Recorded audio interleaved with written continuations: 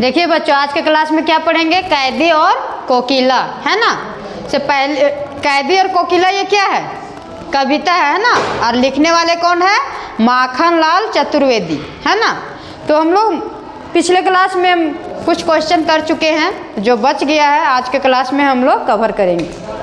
ठीक है बच्चों, तो देखिए क्वेश्चन क्या कहता है। कवि को कोयल से ईर्ष्या क्यों हो रही है? ईर्ष्या मतलब क्या होता है? जलन, है ना। ईर्ष्या मतलब जलन होता है। कवि को कोयल से इस बात पर ईर्ष्या हो उठती है कि कोयल हरे भरे वृक्ष की डाल पर रहती है। कोयल कहाँ रहती है? हरे भरे वृक्ष के डाल पे रहती है। उसके उड़ने फिरने के लिए विस्तृत आकाश है, मतलब कि उसको घूमने फिरने के लिए विस्तृत आकाश है, मतलब आकाश पूरा है, बड़ा विस्तृत मतलब विस्तार रूप से आकाश है।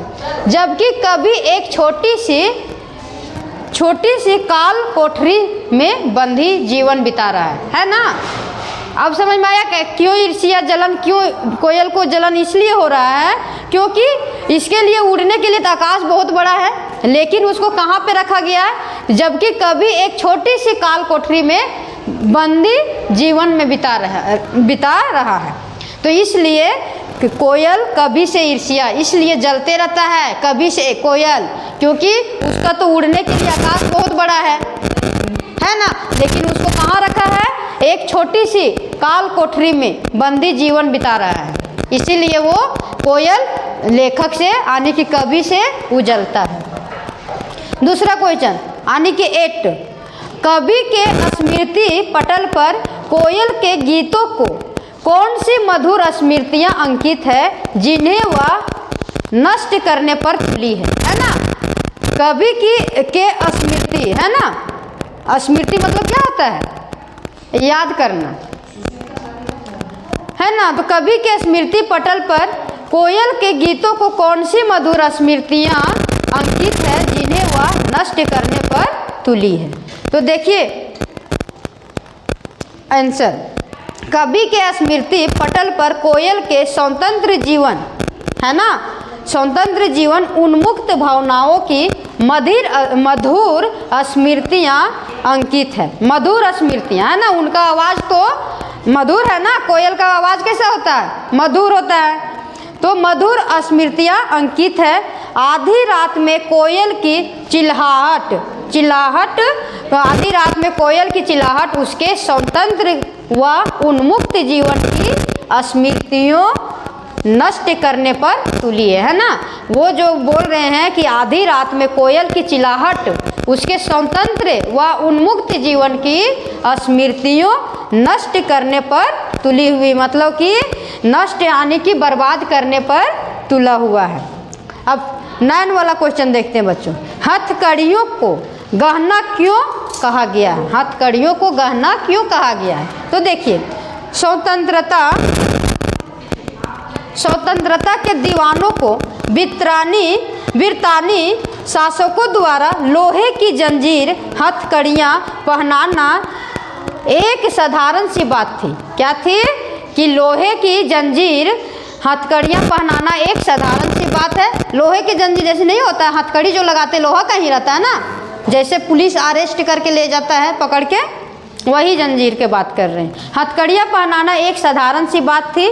स्वतंत्रता के दीवाने इन्हें पहनकर कष्ट अनुभव नहीं बल्कि गर्व अनुभव नहीं करते थे, यानी कि कष्ट अनुभव नहीं बल्कि गर्व अनुभव नहीं करते थे। इसलिए कवि ने हथकड़ियों को गहना शब्द से अभिहित किया है।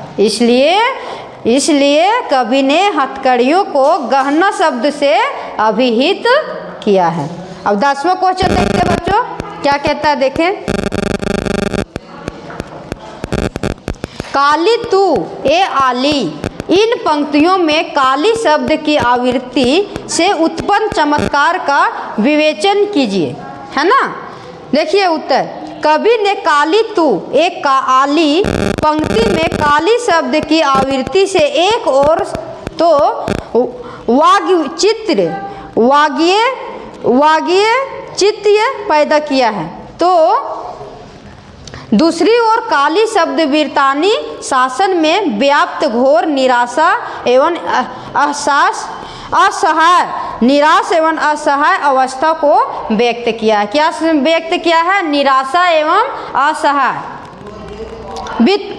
बिरतानी शासकों की काली करतूतों को प्रकट करने के लिए कवि ने काली शब्द की, कवि ने क्या किया है कि बिरतानी शासकों को काली करतूतों को प्रकट करने के लिए कवि ने काली शब्द की पुनरावृत्ति की है। पुनरावृत्ति मतलब क्या? मतलब दोबारा से उसको दोहराया गया है ना, रिपीट किया गया है। तो बच्चों आज के क्लास में ये क्वेश्चन हम कंप्लीट करवा दिए, बाकी 2 क्वेश्चन और बचा हुआ है, उसको हम अगला क्लास में करवा देंगे। और ये क्वेश्चन को विस्तार पूर्वक आप लोग पढ़ लीजिएगा, केवल गहराई से पढ़ लीजिएगा, तो मुझे नहीं लगता है कि आप लोग को समझने में कोई कठिनाई का सामना करना पड़ेगा, है ना। बस ध्यान से पढ़ेंगे तो आप लोग अपने आप क्वेश्चन का आंसर जहाँ से भी मिलेगा वो आप लोग आराम से दे सकते हैं। Okay bye.